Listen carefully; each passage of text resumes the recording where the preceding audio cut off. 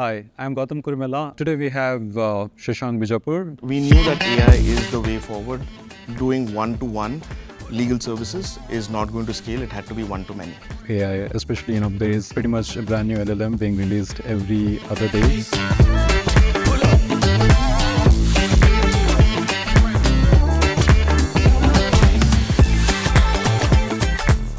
Welcome to SeedToScale, AWS, the Inside the Engine Room. Today we have Shashank Bijapur, co-founder and CEO of SpotDraft. Welcome, Shashank. What inspired you to start SpotDraft, and what unique problem that you're solving in the contract management space? So the date is about 2014, and it's New Year's Eve, 31st December, and I'm sitting in Times Square in my office in a law firm, and I can almost see the ball drop. And I'm eating Chinese food, and then somebody says, I open New York Times and I'm reading the headlines, and it says there's a man who's trying to build a self-driving car. So I was like, wait, cars are going to drive themselves and I'm still copying pasting words on a contract. Something doesn't seem right? So that kind of kick-started the thought of why is legal so antiquated, broken, slow, manual. And second problem that I saw was, okay, let's see what are the big changes that came in the life of a lawyer. So they used to send faxes, and in 1992, I think, Microsoft came with a patch to Word called track changes, and that's when they moved to track changes, and perhaps the last contract that you got was also in track changes. So that sort of kickstarted all of this, and obviously I met my partner in crime, Madhav Bhagat, who's my co-founder, at a party in New York, and he was like, dude, this is a problem that is crazy. I see it every day. Let's try and solve it. So that was kind of the early genesis of SpotDraft. Awesome. And AI came along. So how are you leveraging AI, and how is that being used for your end users? Again, maybe folks from the legal fraternity and all of that. Yeah, so let's take a step back. If you go back to Wayback Machine and look at our first version of the website, it said AI-powered contract automation. So AI wasn't... It was always there. It was always there. And that is way back in 2018.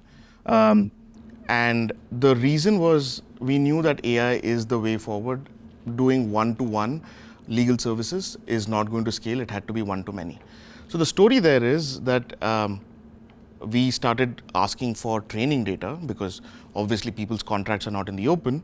And if the training data, if the contract is called a non-disclosure agreement, it's not being disclosed as training data. And let's say you're Amazon, then most of Amazon's NDAs look like what Amazon wants, but I need to go and find out what doesn't work for you. So we had to create fake data in order to do that, which is not the real world data. So we realized that data was the problem. So what we realized is that you can't build a system of intelligence without a system of collaboration and a repository that supports it. Right? If I don't know how you do track changes, I can't start doing those track changes. And I need to see the journey of a contract from version 1 to version 23. So, and the execution version that happens. So with all of that in mind, what we ended up doing was, we said, hey, is there a way we can get this training data without really having to ask people to annotate? And those are the days when in RAG you have to sit and annotate and you have to run BERT models to make it work.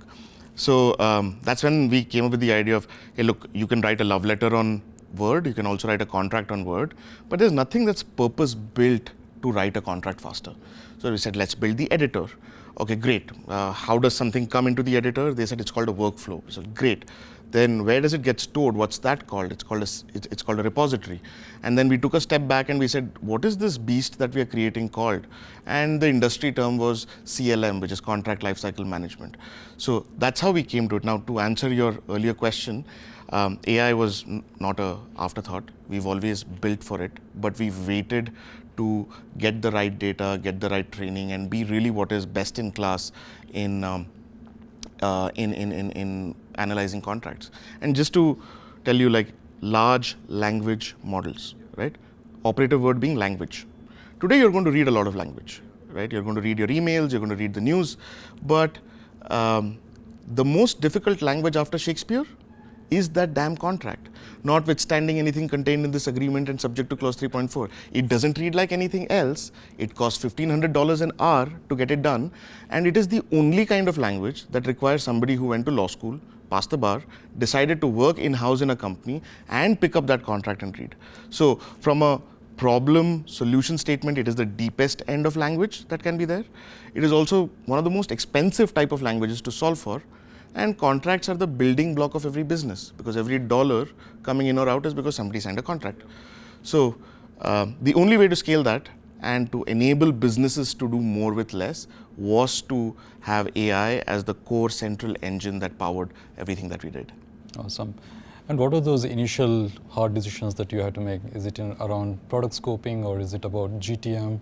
Or it could be around who will be your first customer? I mean, anything that comes to your mind. The hardest feelings, I'll start with that, is when you have two type A people starting a startup, and you see so many rejections that you typically don't see elsewhere, right?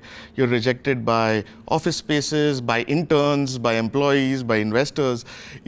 So the hardest thing for us was to say that, hey, look, we want to move forward and be there. The second, but quickly after that, the hardest decision that we had to make was, you have the choice of building a product, truly a product company, and building something that looks like a product company, but it serenades like a product company, but it's actually a services company, and which means that you would let go of a lot of revenue. So the hard decisions were when we were sub $500,000 in revenue, but we were getting contracts of customers that wanted to pay us $100,000-$200,000, but it would take us away from building this product company. So saying no to revenue was really hard. Second hard thing is keeping focus. You see all these new cool things come up, and you want to build this one ring to rule them all, and you want to add all the features. Just keeping focus on product, on the core ICP, and ensuring that the core value that they want is derived. I think that is hard as well. It's easy to get distracted. Yeah, so true. And again, through your journey, you managed to scale across different countries, continents, and all of that. So what is that, key learnings that you have in terms of building products which are primarily focused on, trust and reliability? Yeah, I think trust and reliability is extremely important, and that starts with the first aspect of it is how you go and sell, right? Software sales is a lot of the product, but also a lot of the promise of the product. Calling out what works, what doesn't work with transparency really helps. We made those mistakes too. We've had those situations where we've said we integrate with your washing machine, and then we're trying to figure out how to make that work. But so one is that. Second is implementation and showing value to the customer has to be spot on and quick. One of the reasons SpotDraft wins is the name in the market is when they get started, they deliver on time, and they make sure that product gets adopted. The number one reason software doesn't work in any company, the top two reasons in fact, are A, it was poorly implemented or poorly adopted, and we de-risk that. So that builds a lot of trust. And third is obviously the product itself. You need to make sure that the AI is accurate.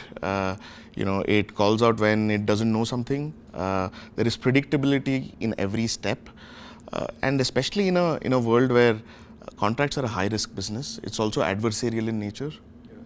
Buyer, seller, we have opposing interests.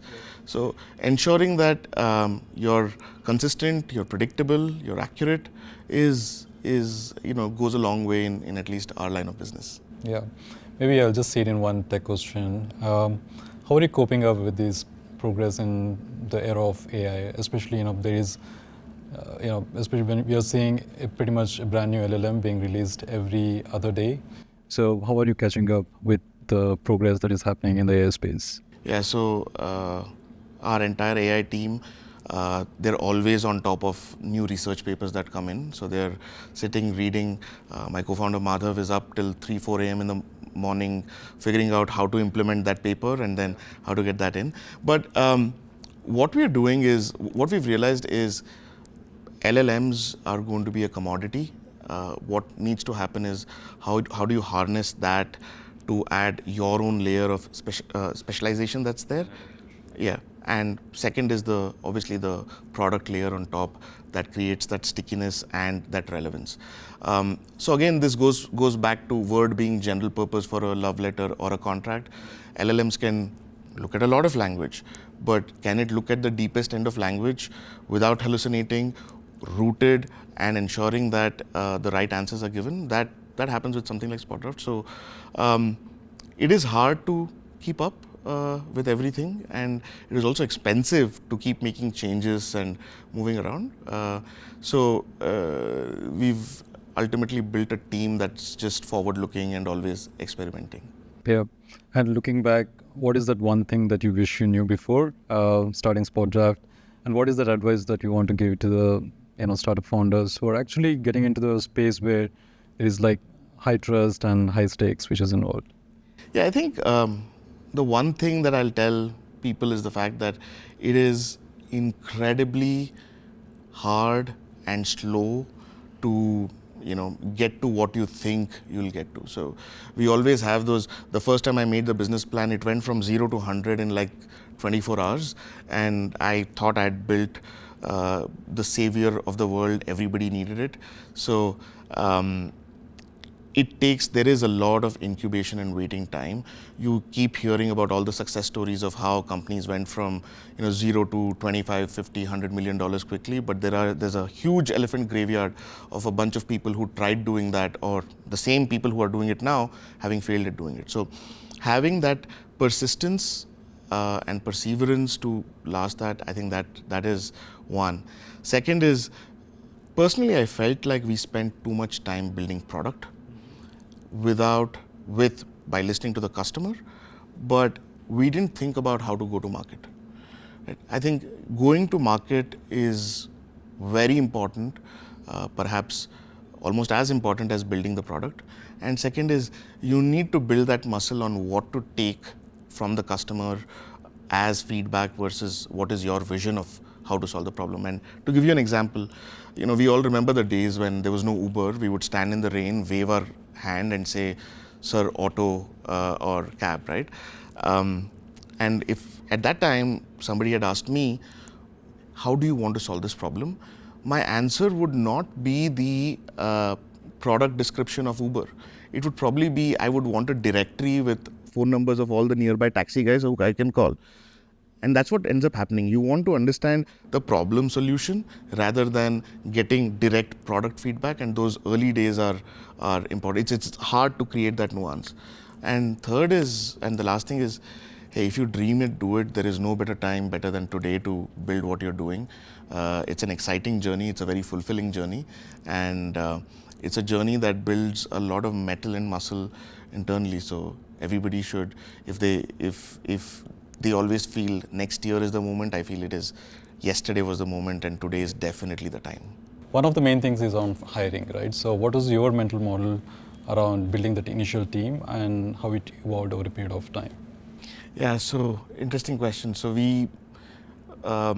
my first hire was a generalist who was fresh out of law school, and his first job ever was at SpotDraft, and he pretty much did everything except for code. So he did sales, he did customer success, he also scouted for the office, and he was there for nearly about 5 years in the company. And then the first initial team were a lot of passionate young people who really wanted to build something cool, and they sort of formed the core pillars of what we call now as our culture. In fact, some of them are still there at SpotDraft, and it's been about 8 years. That's how it started. And then as it moved, as it scaled, we tried to apply the same practices, but we realized that we now needed not just people who were young and fearless and wanted to do cool things, but also people who had been there, done that, so that they can guide.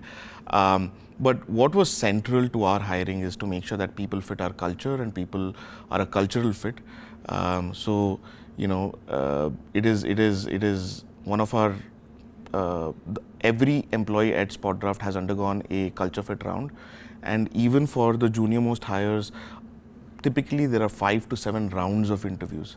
So very particular about who we want to let into the company, and ultimately a company is all of its people, and we like to put people over everything else. It's Sounds very much like Amazon. Yes. Yeah, and the other important thing which many of the startup founders struggle is in terms of evaluating the right markets, right? So how did you go about it? What are the key parameters that you looked at while selecting, whether you should go for US, whether you should be selling in India? What was your mental model behind that? Actually, very interesting question. So typically what happens is if you're building here in India, you tend to meet more people here and get more introductions here, and that sort of starts building your early journey of GTM. What we did was we were deliberate in we knew who we wanted to go behind. So, and that was by elimination. And by that I mean enterprise customers. I don't think any enterprise wants to buy from a sub 10% company sitting out of Kurumella. It's too much of a risk. It may be part of their, their R&D budget, but not of their core, operational budgets that are there. So it's more of an experiment, and delivery is really hard. And on the SMB side, we know that your CAC is high, your retentions are kind of wonky, and their propensity to pay is not as good. So that mid-market was where we wanted to operate. So we said, let us try and find these 10, 20 customers in India that kind of mimic mid-market US customers. So these were mostly high growth companies or companies that were SaaS companies built in India for the US. We looked at them, but had we in early stages gone behind what is called traditional Indian market, we may have swayed away from what our core product would have been. But the goal should be to go find the largest homogeneous market that's there.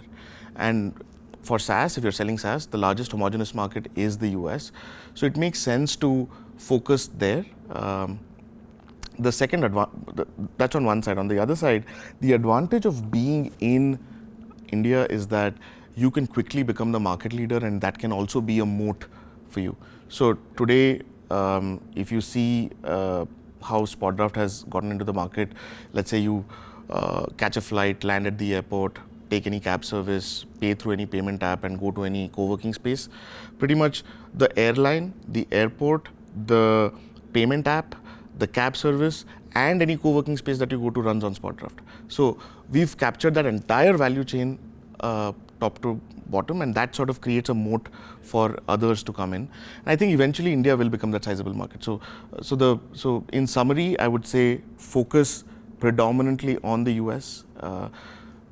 One learning that we've had is pretty much every customer feedback that we got from a US customer was applicable to all our other customers, but the vice versa wasn't always true. So again, it may differ from company to company, segment to segment, but that was our experience. And how did you price your products and services initially? Again, was it based on the best guesswork, or is it based on certain market feedback that you received? What are the initial thoughts behind coming up with those pricing models? Yeah, pricing is hard, and pricing is can be confusing, and it can be debilitating if done wrong. And we have had 100 mistakes that we did in pricing. So the popular adage is price is the value that you provide, right? It's that number. On one day we would wake up and be like, this should be $1 million, and on the other day we were like, hey, look, we're not getting traction. Let's just sell it for $10,000 and get more people to use it. And if you get that pricing wrong in the early days, it kind of multiplies because it's hard to come out of that. Your sales reps are used to giving a discounted price if you price too low, or if you price too high, then customers don't want to come to you because they have this feeling that you're too expensive, you're out of budget. We took a step back and said, hey, what are the larger SaaS metrics that we want to hit on ACV, on revenue per employee, on NRRs, and how can we grow those accounts? So we based our pricing on the fact that we didn't want pricing to become a reason for close losing deals, but we also wanted pricing to be a deterrent such that our non-ICP did not enter. Finally, after almost 3-4 years of doing all of this, we've come to some semblance of where to get to pricing.